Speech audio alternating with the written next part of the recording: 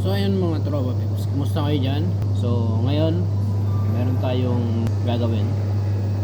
Ituturo ko sa inyo kung paano i-program yung aking makina ngayon, which is Victoria. So sa mga hindi pa nakagamit ng ganito, so para sa inyo to. Sa mga nakagamit naman nito at alam nyo naman, so libre naman na mag-comment dyan. So, kung meron kayong additional na pwedeng makatulong, comment lang kayo, huwag kayong mahihiya. So let's go na. Check na natin kung paano to i-program. So ayun mga tropa, kung nakikita nyo, nandito tayo sa harapan nyo ng makina. So basically, ganun pa rin, parehas din naman ng mga parts nito, tulad ng ibang makina.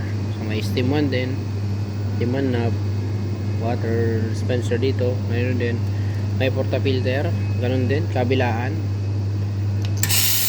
steam 1. So ayun. So itong makina na to is may dalawang group, so meaning 2 group. So ayun, sa base sa napag-usapan natin, ang i-discuss natin yun is paano i-program yung ano nito, yung shot nya. Kung gusto nyong mag brew ng base sa gusto nyong parameter, so dito tayo mag-a-adjust. Let's go na. Ayan, makikita nyo, nandito tayo sa panel. Makikita nyo may dalawa yan, temperature, ayan yung brand, Victoria Antrino. So may bar, tapos may steam pressure din yan.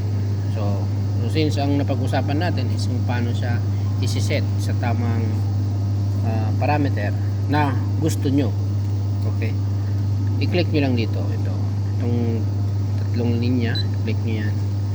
So makikita nyo dyan may copy, may mga option yan, may key display, power management, hot water, ito dyan, cleaning, temperature, and etc. So ngayon, i-discuss muna natin ay copy. So ayan, so nakapangalan yan sa ano natin, tindahan. I-click lang natin yan. So kung gusto nyo palitan ng temperature ng makina nyo, each group pwede nyo palitan. Pwede kayong maglaro ng temperature na gusto nyo base sa gusto nyo gawin. So katulad nito, nakaset yan sa 92 sa 89.5. So kaya ko sinet sa ganyan para makita ko na rin kung paano papalitan. So papalitan natin yan by adding, clicking the plus side. So ayan, so lalagay natin siya ulit sa halimbawa 91.5. okay, so click nyo lang ulit yung arrow na to diretso. Ayan, so meron pang isa yan dito. Pag yan pinalitan nyo, tapos kinlik nyo agad yung check, isa lang ang mapapalitan dyan, ito lang.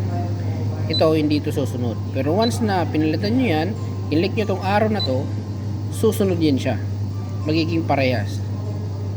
Okay, they will copy the first temperature or first setup that you put here in the first group to the second group. If you click this arrow going to right, but if you click the check directly, it will not copy your settings. Okay, next. Ayan, regular water, long. So yan ang timing na ginawa ko, which is ito, timing yan sa 32 grams, ito naman nasa 34 grams ang yield. So yan, kayo depende kayo sa inyo kung paano nyo siya i-calibrate yung kape nyo, yung beans nyo. Yan kasi ang nakasetup sa beans ko eh.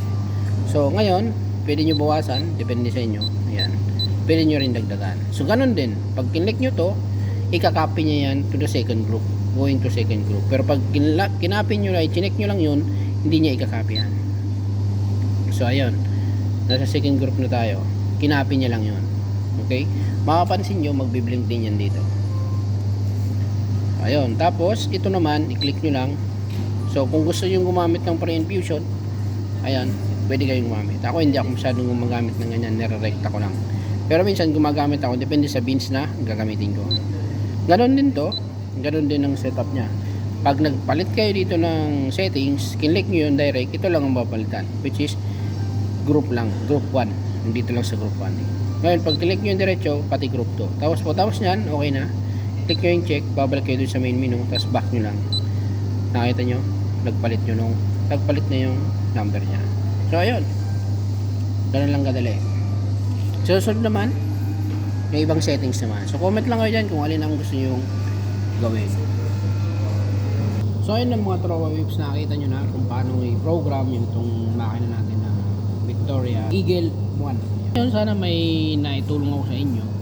Ayun, Eagle 1. So, sana may naitulong ako sa inyo. Nakatulong yung video na yun sa mga hindi pa nakagamit at na ngayon lang nakapag-search. Salamat at pinanood nyo yung video ko. Comment lang kayo kung ano pa yung mga gusto nyo malaman para at least naman makatulong din ako sa inyo.